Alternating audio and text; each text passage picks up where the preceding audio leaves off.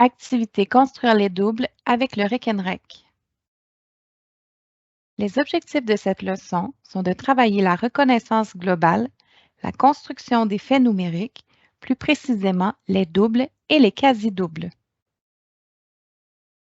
Tout d'abord, nous allons effectuer un modelage auprès des élèves. Nous allons commencer par présenter aux élèves deux boîtes de 10 représentant un double. Dans ce cas-ci, nous avons choisi d'utiliser 6. La première question aux élèves sera de leur demander quel nombre est représenté dans la boîte du haut et quel nombre est représenté dans la boîte du bas. Évidemment, les élèves répondront que c'est le nombre 6 qui est représenté dans les deux boîtes.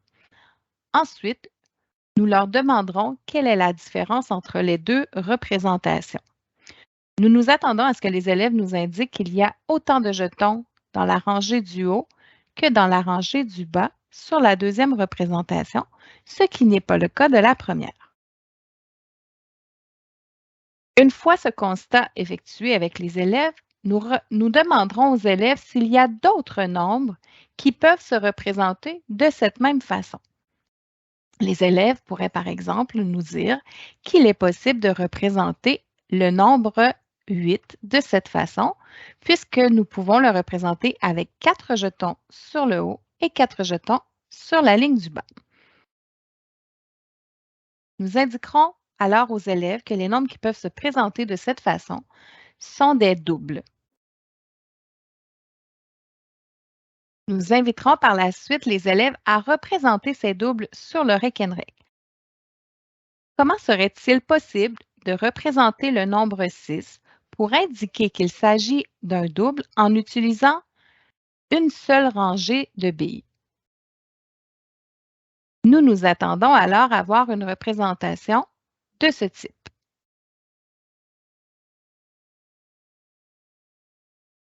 En effet, la représentation indique bien qu'il y a une même quantité de billes rouges que de billes blanches, donc 3 plus 3 égale 6, ce qui en fait bien un double.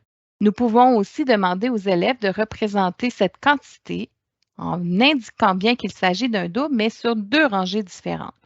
Donc, il serait alors possible de déplacer 3 billes sur chacune des rangées et ainsi démontrer encore une fois qu'il s'agit d'un double puisque nous avons 3 billes en haut et 3 billes en bas. L'idée est de varier encore une fois les modes de représentation pour que l'élève développe de la flexibilité. Il est possible de faire autant d'exemples que nécessaire pour s'assurer de la bonne compréhension des élèves. Lorsque le modelage a bien été compris, il est possible de passer à l'activité Construisons les doubles.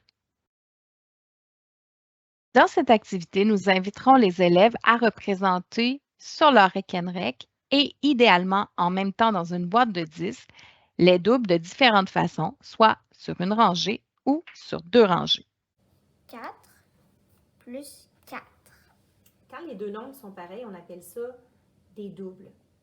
4 plus 4 égale 8 parce que 2 fois le nombre 4. Est-ce que tu connais d'autres doubles? 5 plus 5 égale 10. 3 plus 3 égale 6. 2 plus 2 égale 4. 1 plus 1 égale 2. Lorsque les élèves ont bien compris ce qu'étaient les doubles, il est possible de refaire l'activité, mais cette fois-ci en travaillant les doubles plus 1 ou les doubles moins 1, soit les quasi-doubles, qui serviront à développer d'autres faits numériques.